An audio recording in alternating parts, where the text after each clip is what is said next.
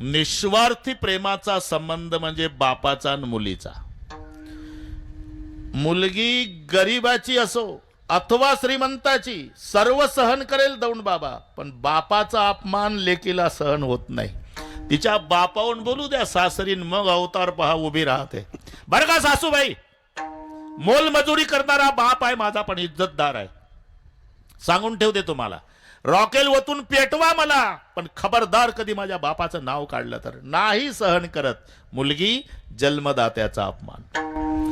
पण बापाचंही तसंच आहे. बापाला मरायच्या वेळेला खाली टाकण्यात येतं तेव्हा पहिल्या आठवणी लेकीच्या येतात.